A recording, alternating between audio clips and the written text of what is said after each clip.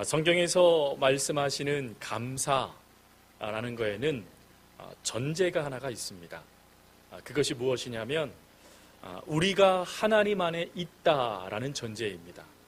즉 우리가 하나님 안에 있기에 감사해야 된다라는 것이죠. 그래서 사도 바울은 데살로니가 전서에서 뭐라고 얘기합니까? 항상 기뻐해라, 쉬지 말고 기도해라, 범사에 감사해라 라고 말합니다. 그러면서 그 뒤에 중요한 말씀을 하지요. 그게 무엇이냐면 이것이 그리스도 예수 안에서 너희를 향하신 하나님의 뜻이니라 라고 이야기합니다.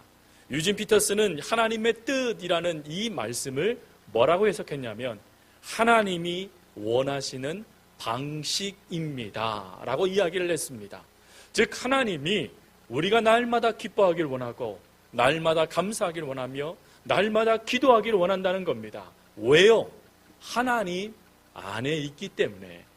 우리가 하나님 안에 있기 때문에 기뻐해야 되고 우리가 하나님 안에 있기 때문에 감사해야 되고 우리가 하나님 안에 있기 때문에 기도로 하나님과 대화해야 된다라고 말씀하시는 것이죠. 근데 문제는 이렇게 모든 말씀을 우리가 알고 감사합니다 라고 고백을 하지만 실제적으로 감사보다는 우리들은 걱정을 더 많이 합니다. 염려를 많이 해요. 근심을 합니다. 심지어 기도를 하고 말씀을 들었음에도 삶의 자리에서 그 모든 것을 놓쳐버리고 한숨 짓게 되어지는 게 우리들의 모습이라는 것입니다. 특별히 오늘 우리는 추수감사절로 하나님 앞에 예배를 드리고 있습니다. 감사로 하나님께 영광을 돌리는 것, 감사로 하나님의 성을 높여드리는 것, 하나님께서 그걸 우리들에게 원하셔요. 근데 문제는 또한 우리가 알면서 하나님께 이렇게 말한다는 것이죠. 하나님, 이 모습으로 도대체 내가 어떻게 감사할 수 있어요? 하나님 저를 알기나 하세요? 제가 지금 어떠한 상태인지 하나님은 관심이나 있으세요? 하나님이 그것을 안다라면 어찌 감사하라라고 우리에게 말할 수 있으세요? 라고 우리가 이야기합니다. 그런데 이것은 우리가 한 가지를 놓쳤기 때문이죠. 누가복음 17장 11절 말씀에 가보면 10명의 한센병 환자들의 이야기가 나옵니다. 그 중에 10명이 예수님께 나와 이렇게 말합니다. 예수님, 예수님 우리를 불쌍히 여겨 주십시오. 그래서 예수님은 그들의 외침에 안타까워하시면서 이렇게 말씀하십니다. 가서 제사장에게 너희 몸을 보여주어라.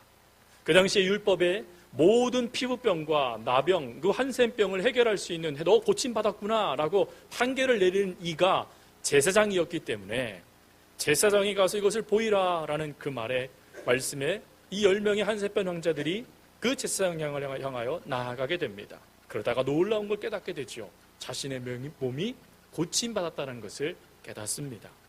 근데 그 다음에 예수님은 계속해서 말씀을 이어가시면서 이렇게 말합니다. 그 중에 한 사람 사마리아인이 나에게 와서 감사했다라고 말이죠. 그리고 예수님은 이렇게 말씀하세요. 나머지 9명은 어디 있느냐? 여러분 여기서 우리는 이렇게 말씀을 듣기도 합니다. 한 명은 하나님께 감사해서 구원을 받았지만 나중에 9명은 감사하지 않았다. 그럼 우리가 감사해야 된다라고 말이죠.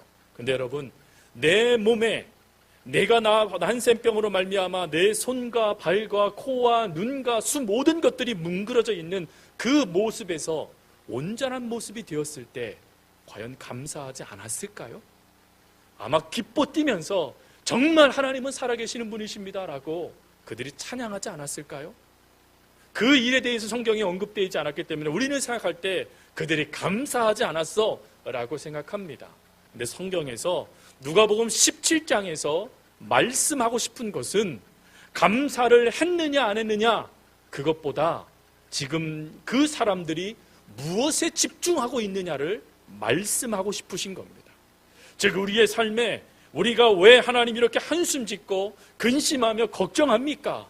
왜 하나님 말씀대로 살아갔는데 이게 뭡니까? 라고 말할 수밖에 없는 상황에 대한 답을 하나님은 이 사건을 통하여 우리들에게 말씀해 주시는 거예요.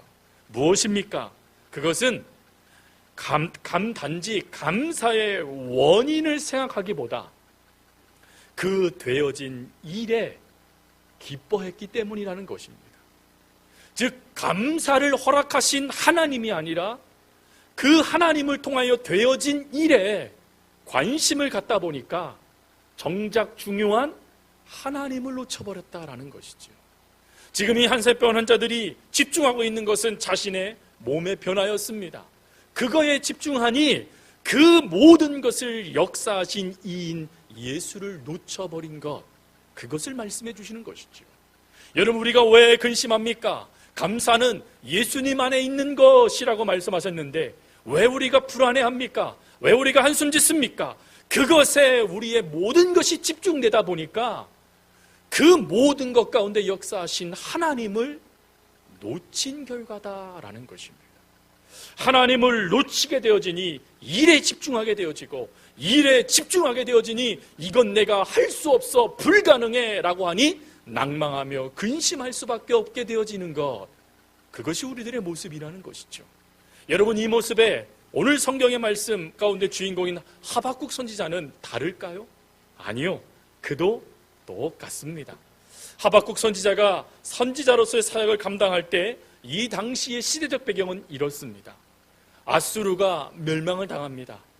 그리고 애굽이 그 신흥 강대국이 되어져서 그 강한 힘으로 그 땅을 차지하려다가 그 애굽도 몰락하게 되어져요. 그리고는 진정한 강대국 하나가 나타나는데 그게 바로 바벨론이었습니다. 근데 이 바벨론이 그 땅의 모든 것을 평정해 나가는 것도 무섭고 두려운 일인데, 바벨론이요 무엇을 선포했느냐면 유다 땅을 차지하겠다라고 선포해버린 겁니다.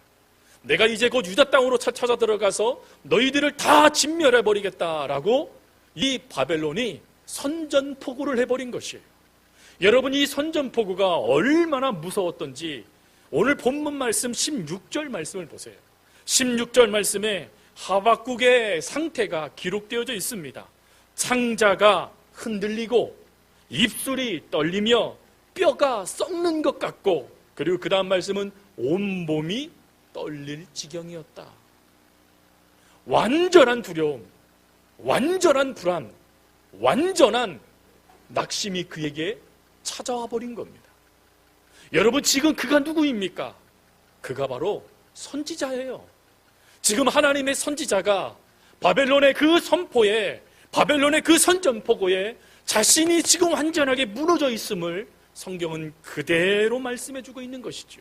그런데 한 절이 넘어가자마자 그가 놀랍도록 180도 달라진 반응을 보입니다. 그게 무엇입니까? 내게 아무것도 없는다 할지라도 19절 말씀, 주 여호와는 나의 힘이십니다. 절망이고 걱정이고 환경은 변화되지 않고 하나님의 뜻은 여전히 날카롭게 이스라엘 향하여 셔슬퍼런 칼처럼 달려오는 그때에 하박국이 깨달은 것은 하나님은 나의 힘이십니다. 여러분, 도대체 하박국에게 어떤 역사가 이루어졌기에 이런 낙심과 근심과 걱정, 감사가 아닌 원망을 말해도 괜찮을 그 상황에 하나님을 향하여 감사하고 하나님을 향하여 찬양하고 하나님을 향하여 이렇게 기도하고 있는 것일까요? 여러분, 우리가 이 비밀을 안다라면, 여러분, 우리가 살아가는 이 세상에서 당하는 수많은 것들이 있잖아요. 심적인 고통은 왜 이렇게 큰지 모르겠어요. 해결된 줄 알았는데 비슷한 상황만 주어지면 여지없이 그게 터져버려요. 또 육체적으로 무엇인가 문제 하나 해결한 것 같았는데 되돌아보니 또 다른 문제가 다가와요. 아니, 하나님 이게 뭡니까? 라고 말할 수밖에 없는 상황 가운데 우리들이요, 바로 이 하박국이 그 자리 가운데서 그것을 돌파해낼 수 있었던 비밀을 우리가 깨닫는다면, 그런 상황, 그런 환경이 우리에게 달려들 때 우리들도 하나님은 나의 힘이십니다 라고 말하며 그 자리 가운데서 온전히 설 수 있지 않겠습니까? 그리고 그 자리 가운데서 감사합니다 하나님, 감사합니다 하나님 하며 우리가 하나님께 찬송 부를 수 있지 않겠습니까? 그리고 그 비결이 뭘까요? 첫 번째 비결은 하나님과의 관계가 모든 문제의 해결인 것을 하박국이 깨달은 것이었습니다. 여러분, 하박국 선지자가 살던 그 시기에 주전 609년에 어떤 일이 발생됐냐면 종교개혁을 이끌어서 이스라엘을 하나님 품으로 이끌었던 지도자, 종교, 정치, 경제, 도덕, 윤리 할 것 없이 하나님이 원하시는 정의와 공의를 세운 지도자인 요시야 왕이 갑작스럽게 죽게 되어집니다. 그리고 요시야 왕이 죽자마자 어떤 일이 이스라엘 사회 가운데 나타나기 시작했냐면 타락하기 시작했습니다. 악이 다시 등장하기 시작했어요. 그 끊어져 버렸던 우상숭배가 다시 살아나기 시작했습니다. 그리고 도덕적으로, 경제적으로 정말 말할 수 없는 파급적인 과정, 그 말할 수 없는 고통들이 밀려오기 시작했어요. 더군다나 지도자들은 자신의 이익을 위하여서 그 밑에 있는 평민들의 고통은 나 몰라라 해버리고, 그리고 순간의 쾌락을 쫓아가기 위하여서 하나님도 잊어버리는 민족이 되어져 버렸습니다. 여러분, 이런 가운데 하박국이 하나님께 이렇게 기도해요. 하나님, 왜 이 상황 가운데 개입하지 않으세요? 하나님, 왜 이 민족의 이 고통과 이 아픔과 이 괴로움을 하나님 왜 침묵하세요? 라고 하나님께 기도합니다. 여러분, 이 상황 가운데 하나님이요 응답하지 않으십니다. 그리고 계속해서 그가 하나님 앞에 서도록 계속해서 기도의 자리로 그를 부르세요. 그리고 난 다음에 기도하며 그가 하나님 앞에 울부짖을 때 비로소 그 속에 하나님께서 왜 그러셨는지가 깨달아집니다. 그 깨달음 가운데 하박국이 선포한 것이 바로 하나님은 나의 힘이십니다 라는 고백이었어요. 즉, 자기가 지금 이렇게 무너져버리고 자기가 유다 민족이 이렇게 참담한 상태가 된 것은 결론은 하나 때문이었다라는 거예요. 바로 하나님을 놓친 결과, 하나님과의 관계가 깨어진 결과로 세상에 주목하게 되고, 세상에 주목하니 그들의 말이 들리게 되고, 그들의 말이 들리니 내 심령이 반응하여 무너진 것이라는 것을 알게 되어진 것이죠. 그래서 이 하박국은 기도의 내용이 아니라 기도를 들어주시는 하나님께 집중하기 시작합니다. 하나님만이 모든 것의 힘이십니다. 하나님만이 모든 것을 이룰 수 있는 능력이십니다. 나는 그 하나님을 믿습니다. 하나님, 내가 미처 몰랐습니다. 내 눈이 지금 무엇에 집중되고 있는지, 내 귀가 지금 무엇에 집중되고 있는지 저는 미처 몰랐습니다. 선지자라는 제가 하나님 말씀에 집중해야 되고 하나님께 집중해야 되는데 사람에게 집중하고 있는 이와 같은 모습들이 있었다는 것을 제가 이제야 깨달았습니다 라고 하며 자신을 하나님 앞에 내어놓자 드디어 깨어졌던 관계가 회복되기 시작했다는 것이죠. 이것이 회복되기 시작하니까 그가 놀라운 고백을 하는 거예요. 주저앉아 있었던 자기가 사슴처럼 기뻐 뛸 수 있는 존재가 되어졌다라고 말이죠. 사랑하는 성도 여러분, 목사님 감사할 게 없어요 라고 말하는 분들이 계실지 모르겠어요. 근데 여러분, 그렇다면 그것은 지금 내가 하나님이 아닌 내 눈에 보이는 것에 내 눈이 집중되어져 있다는 뜻이기도 합니다. 지금 여러분들을 집중하며 여러분들의 눈을 사로잡고 있는 것은 무엇입니까? 지금 여러분들의 귀에 아주 세밀하게 말씀하시는 하나님의 음성이 들리십니까? 아니면 세상의 속삭임이 여러분 귀전에 들리십니까? 그것을 집중하고 그것을 보는 순간 안타깝게도 우리는 하나님과의 관계가 깨어지기 시작합니다. 그러면 그것으로 끝나느냐? 아니요. 내 삶에도 그 깨짐의 결과들이 넘쳐나게 된다라는 것이죠. 그래서 하박국은 우리에게 말하는 것입니다. 하나님을 온전히 믿어 나가자. 우리가 하나님을 온전히 바라보며 하나님께서 우리들에게 원하시는 것이 무엇인지 그 하나님만을 우리의 관계의 목적으로 삼고 하나님만을 위한 삶을 살아가자라고 말이죠. 다윗은 이 놀라운 진리를 깨닫고 시편 100편에 뭐라고 말합니까? 여호와가 우리 하나님이신 것을 너희는 알지어다. 하나님을 알아야 된다라는 거예요. 하나님을 알면 지금 내 앞에 달려들어오는 수많은 것들이 아무것도 아니네, 괜찮네, 별것 아니었네, 하나님이 함께 하시네 라고 고백할 수 있게 된다라는 것이죠. 여러분, 하나님과의 관계가 회복되어지면요, 그 전에 하나님과 하나님 앞에 관계가 서먹해졌을 때 마치 내가 하나님 앞에 버림받은 자녀처럼 느껴져요. 그리고 하나님은 나를 싫어하는 것처럼 느껴져요. 귀찮아하는 것처럼 느껴져요. 그런데 하나님과의 관계가 회복되어지면 하나님의 어떤 마음이 깨달아지느냐? 사랑하는 딸아, 사랑하는 아들아, 너는 나에게 귀찮은 존재가 아니란다. 나는 너를 사랑하고 있단다. 나는 너를 포기하고 있지 않단다. 나는 너와 함께하고 있단다. 라는 그 하나님의 말씀이 들려오고, 그리고 모든 역사 가운데 우리와 함께 하시는 하나님이 보여지기 시작한다라는 것입니다. 이전에 읽은 책 중에 천국의 열쇠라는 책이 있어요. 그 책의 주인공인 크로니라는 의학 박사이면서 신부이신 이분은 그런 고백을, 하나의 일대기를 거기에 실어놨습니다. 소설책입니다. 그것이 무엇이냐면 자기가 경험한 이야기예요. 탄광촌으로 부임한 그에게 한 간호사가 그 지역으로 부임하게 됩니다. 그는 전 병원에서 오해를 받아서 쫓겨난 간호사였습니다. 그런데 이 간호사가 그 소문이 파다하게 퍼졌음에도 불구하고 이 탄광촌 이 병원에 와서 전혀 그런 얘기를 못 들은 것처럼 최선을 다해서 그 병원을 살피기 시작하는 거예요. 헌신적으로 그 병원을 사랑하면서 노력하기 시작하는 겁니다. 쥐꼬리만한 월급을 받고 있음에도 불구하고 전혀 불평하지 않고 찬양하며 기쁨으로 그 일을 감당하는 거예요. 그래서 이 크로니라는 이 의학 박사가, 의사가 궁금한 겁니다. 도대체 저 사람이 왜 저렇게 될 수 있을까? 그래서 어느 날 이렇게 말합니다. 선생님, 내가 보니 선생님의 그 노력이 이곳에서는 빛을 발하지 못하는 것 같습니다. 선생님이 이전에 어떤 오해를 받았는지 그것은 이곳에서는 중요한 것이 아닌 것 같습니다. 선생님의 그 역사를 우리 하나님은 잊지 않으실 것 같습니다. 라고 이야기를 해줘요. 그러자 이 간호사 선생님이 이런 말씀을 합니다. 하나님께서 내가 가치 있는 존재라고, 너는 내 기쁨이라고, 너는 내 삶의 전부라고 말씀해 주시기에 오해의 자리에서 내가 머물러 있지 않고 이것이 하나님이 나에게 보내신 자리구나, 나는 그것을 깨달아 지금 이렇게 살아가고 있는 것입니다. 라고 그 고백을 하더라는 거예요.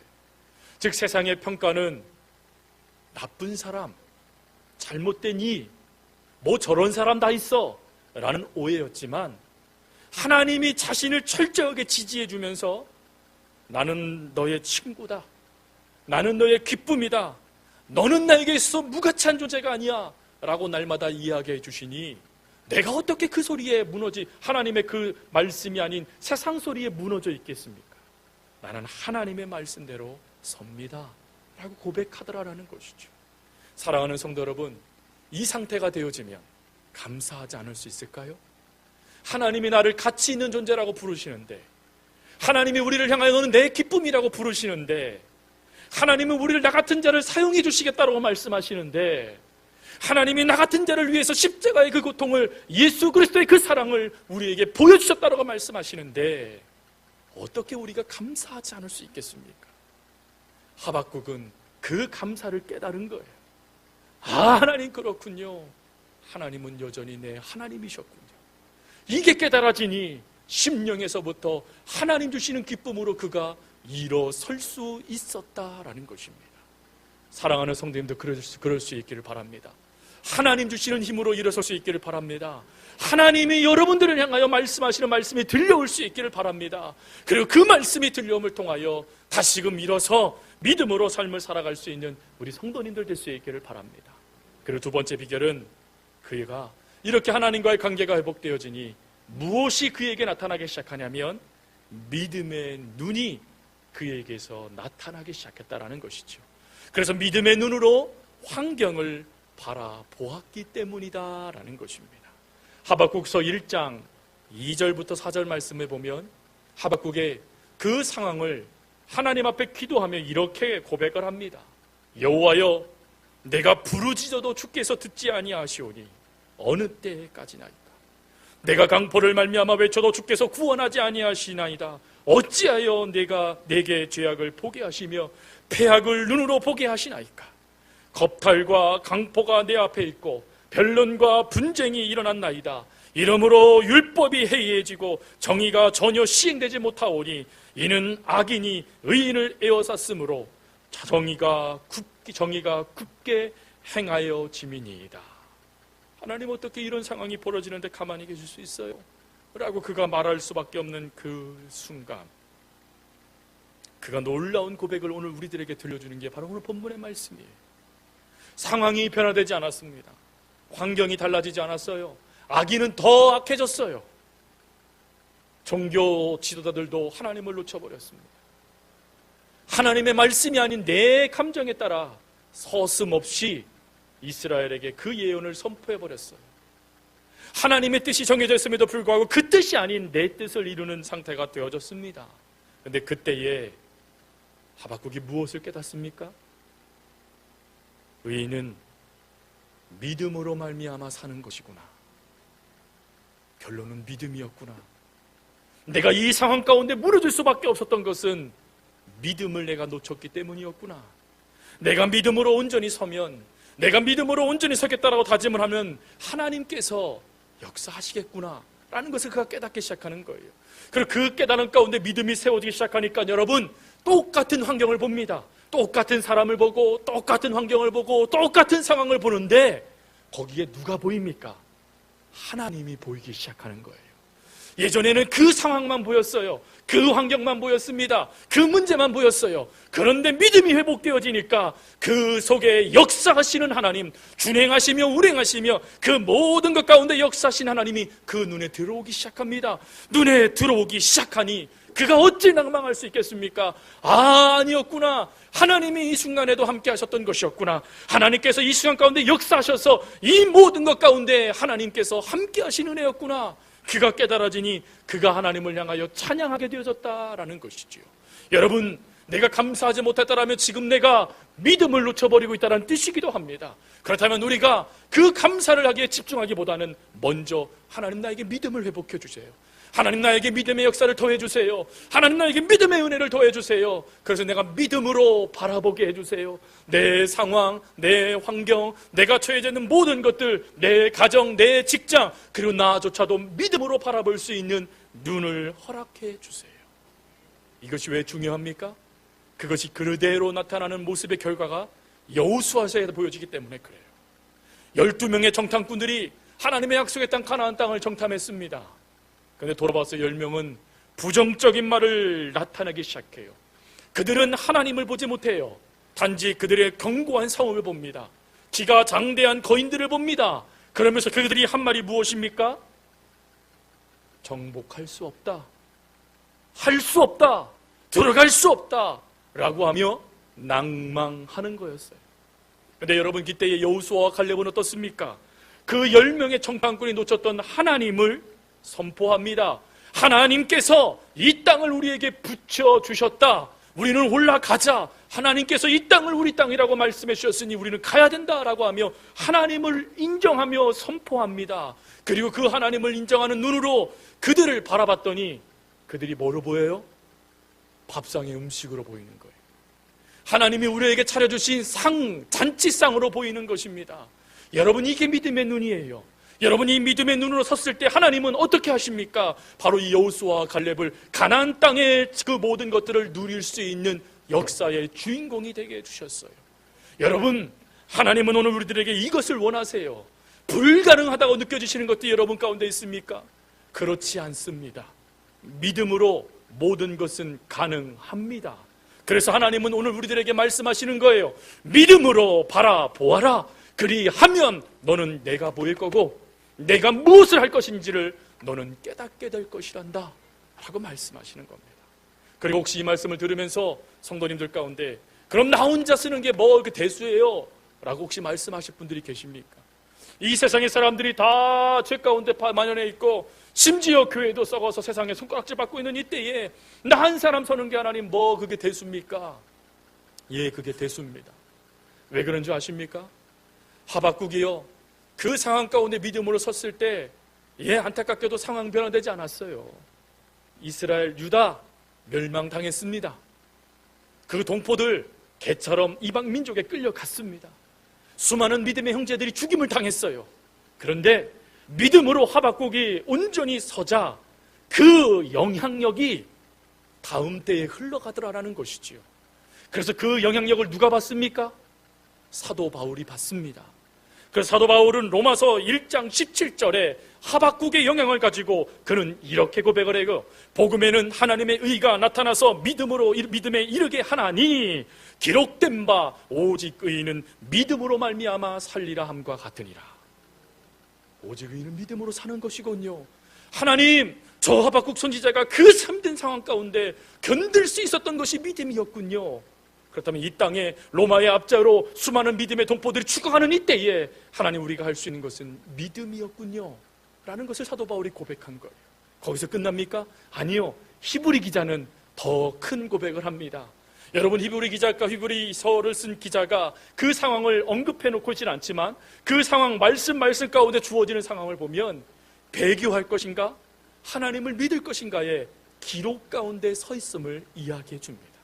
여러분, 그때에 히브리 기자가 그 모든 것 가운데 뭐라고 선포하는 줄 아십니까? 히브리서 10장 36절 38절에 그는 이렇게 고백합니다. 너희에게 인내가 필요함은 너희가 하나님의 뜻을 행한 후에 약속하신 것을 받기 위함이라. 잠시 잠깐 후면 오실 이가 오시리니 지체하지 아니하시리라. 그 다음, 나의 의는 믿음으로 말미암아 살리라. 사람은 죽어서 이름을 남기고 호랑이는 죽어서 가죽을 남긴다 하죠. 그럼 믿음의 사람들에게는요, 믿음이 남습니다. 근데 그 믿음이 나도 살고 그리고 그 다음을 살아가는 신앙의 후배들도 살리는 능력이 되게 하십니다. 즉 지금 여러분들이 믿음으로 살아가는 이것이 잊혀져가는, 날려버리는 먼지가 아니라는 거예요. 우리 인생은 믿음으로 살아가는 여러분들의 그 모습이 그 다음 세대를 살리는 하나님의 능력이 된다라는 것입니다. 그래서 하나님 말씀하시는 거예요. 믿음으로 버티며 너 하나님을 바라봐라. 그럼에도 불구하고 아무것도 없다라고 말해도 사랑하는 후배들, 사랑하는 믿음의 자녀들이여, 믿음만큼은 놓치지 마십시오 라고 하박국이 우리에게 권면하고 있는 것입니다. 이 눈에 아무 증거 아니 배워도 믿음만을 가지고서 늘 걸으면, 이 귀에 아무 소리 아니 들려도 하나님의 약속 위에 서리라. 걸어가세 믿음 위에 서서, 나가세 의심 버리고, 걸어가세 믿음 위에 서서 이 눈과 귀에 아무 증거 아니 배워도 하나님이 나와 함께하기만 한다면, 그 하나님이 나에게 믿음의 역사를 더해주기만 한다면, 하나님 내 눈에 아무것도 보이지 않고 내 귀에 아무것도 들리지 않아도 나 감사해요. 내 손에 아무것도 잡히지 않아, 잡히는 것은 내 손의 모습밖에 없어도 하나님 나 그래도 감사해요. 내 모든 것이 내 삶을 떠나간다 할지라도 하나님은 저를 떠나지 아니하시니, 그것을 믿음의 눈으로 보게 해주시니 하나님 나 감사해요. 사랑하는 성도 여러분, 하나님은 오늘 우리들도 하박국 선지자처럼 모든 것의 해결은 하나님과의 관계에 있음을 깨닫기를 원하십니다. 하나님은 그 관계 속에 우리들에게 믿음을 도와주셔서 믿음으로 모든 것을 바라보기를 원하세요. 듣기를 원하세요. 살기를 원하십니다. 여러분, 그럴 때 우리가 찬양하며 감사할 수밖에 없지 않겠습니까? 하나님 모든 것이 하나님의 은혜였군요. 우리가 인정할 수 있지 않겠습니까? 그 은혜가 우리들의 은혜가 될 수 있기를 바랍니다. 함께 고백하겠습니다. 하나님, 모든 것이 하나님의 은혜입니다. 모든 것이 하나님의 사랑입니다. 하나님 감사합니다. 평생의 그 고백이 우리의 고백이 되어지는 은혜가 있어지기를 간절히 주님의 이름으로 부탁드립니다. 우리 기도하겠습니다. 참 좋으신 아버지 하나님, 우리의 삶을 보고 우리의 환경을 보고 또 내가 처해져 있는 상황과 문제를 바라보며 어떻게 감사할 수 있습니까? 라고 말할 수밖에 없는 게 저희들의 연약함인데, 오늘 하박국 선지자를 통하여 아니었음을, 그것이 잘못되었음을 깨닫게 해주셨으니 너무나 감사합니다.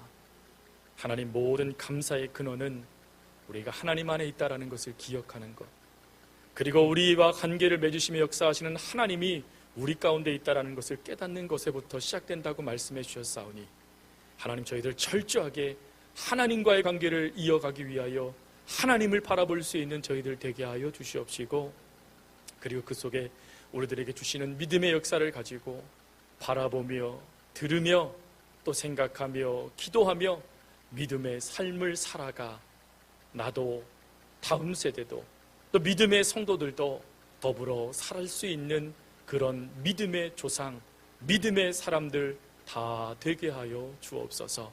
참으로 아버지 하나님께서 그리해 주실 것을 믿고 감사드립니다. 하나님 사랑합니다. 감사합니다.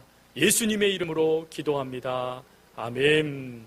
이제는 우리 주 예수 그리스도의 은혜와 하나님 아버지의 무한하신 사랑과 성령님의 교통교제하심이 하나님의 관계, 하나님 주시는 믿음으로 살겠다라고 고백하는 주의 자녀들 머리 위에와 그리고 모든 것이 하나님의 은혜라고 고백하며 감사하고자 하는 그 믿음의 고백 위에 이제로부터 영원토록 함께 하옵시기를 간절히 축원하옵나이다.